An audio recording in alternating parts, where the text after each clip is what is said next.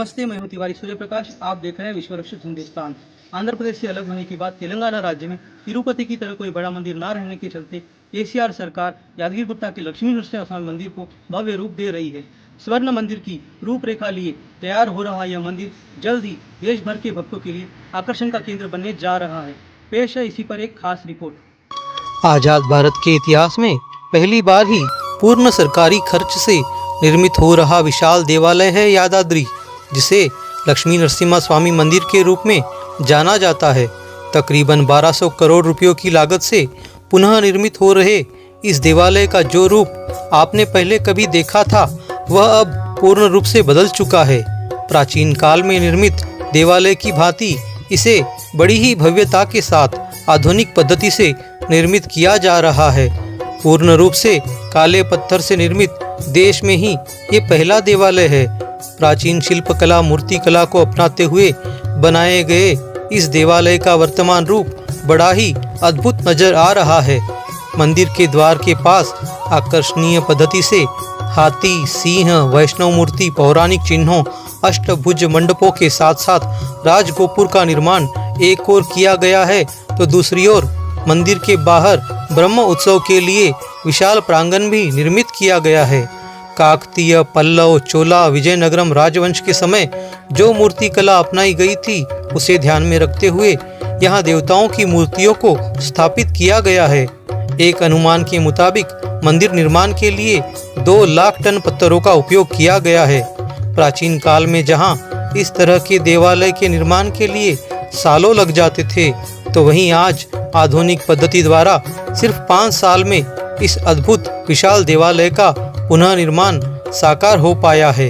यही नहीं, यहाँ दर्शनार्थ आने वाले भक्तों के लिए, विशेष अतिथियों के लिए कुल 1000 तक कॉटेज और अन्य अतिथि गृह निर्मित किए गए हैं। यादाद्री के इस लक्ष्मी नरसिम्हा स्वामी मंदिर को तेलंगाना का तिरुपति भी कहा जा रहा है, क्योंकि आंध्र प्रदेश से अलग होने के बाद तेलंगाना के पास तिरुपति के जैसा कोई भव्य मंदिर नहीं था।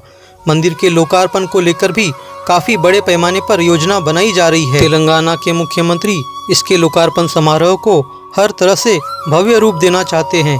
इसमें राष्ट्रपति और प्रधानमंत्री जैसी हस्तियों को भी आमंत्रित किया जा सकता है। हैदराबाद से करीब 60 किलोमीटर दूर यादाद्री भुवनगिरी जिले में मौजूद लक्ष्मी नरसिम्हा स्वामी मंदिर का कायाकल्प रिकॉर्ड 4 साल में किया गया है। इसके लिए इंजीनियरों और आर्किटेक्ट्स ने करीब 1500 नक्शों और योजनाओं पर काम किया है। 2016 में इसकी योजना को मंजूरी दी गई थी। लॉकडाउन के दौरान भी यहाँ सोशल डिस्टेंसिंग का पालन करते हुए काफ़ी हद तक काम किया गया। यादाद्री लक्ष्मी नरसिम्हा स्वामी मंदिर का उल्लेख 18 पुराणों में से एक स्कंद पुराण में मिलता है।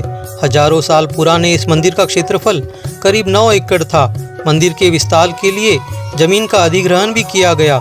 मंदिर में 39 किलो सोने और करीब 1753 टन चांदी से सारे गोपुर और दीवारें मढ़ी जाएगी। संभवतः इसे फेज 2 में किया जा रहा है। इसकी लागत करीब 700 करोड़ रुपए बताई जा रही है। मंदिर का डिजाइन हैदराबाद के प्रसिद्ध आर्किटेक्ट और साउथ फिल्मों के आर्ट डायरेक्टर आनंद साई ने तैयार किया है। यादाद्री मंदिर का मुख्य शिखर जो गर्भगृह के ऊपर होगा, उसे सोने से मढ़ा जाएगा।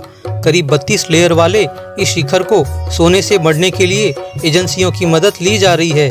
इसमें शिखर पर पहले तांबे की परत चढ़ाई जाएगी, फिर सोना मढ़ा जाएगा। अनुमान है कि इसमें करीब 27 किलो सोना लगेगा। मंदिर के निर्माण के लिए जिन पत्थरों का इस्तेमाल किया गया है, वे हर तरह के मौसम की मार झेल सकते हैं। लगभग 1000 साल तक ये पत्थर वैसे ही रह सकेंगे जैसे कि अभी है।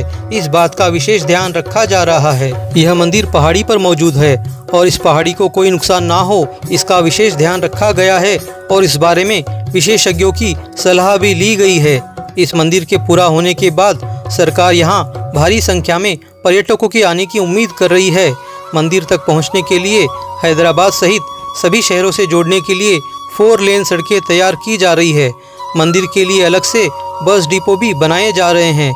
इसमें यात्रियों से लेकर वीआईपी तक सारे लोगों की सुविधाओं को ध्यान में रखते हुए कई तरह की व्यवस्थाएं होगी। यात्रियों के लिए अलग अलग तरह के गेस्ट हाउसों का निर्माण भी हो रहा है। यादाद्री मंदिर के पास ही मुख्य द्वार के निकट भगवान हनुमान की एक खड़ी प्रतिमा का निर्माण किया जा रहा है। इस मंदिर में लक्ष्मी नरसिम्हा के साथ हनुमान का भी मंदिर भी है। इस कारण हनुमान को मंदिर का मुख्य रक्षक देवता माना गया है। इस प्रतिमा को करीब 25 फीट के स्टैंड पर खड़ा किया जा रहा है ताकि प्रतिमा कई किलोमीटर दूर से भी दिखाई दे सके। स्कंद पुराण में कथा है कि महर्षि ऋष्यशृंग के पुत्र यदा ऋषि ने यहाँ भगवान विष्णु को प्रसन्न करने के लिए तपस्या की थी। उनके तप से प्रसन्न विष्णु ने उन्हें नरसिंह रूप में दर्शन दिए थे। महर्षि यद की प्रार्थना पर भगवान नरसिंह 3 रूपों ज्वाला नरसिंह, गंध भिरंदा नरसिंह और योगानंदा नरसिंह में यही विराजित हो गए। दुनिया में एकमात्र ध्यानस्थ पौराणिक नरसिंह प्रतिमा इसी मंदिर में है। भगवान नरसिंह की तीनों प्रतिमाएं एक गुफा में है। साथ में माता लक्ष्मी भी है।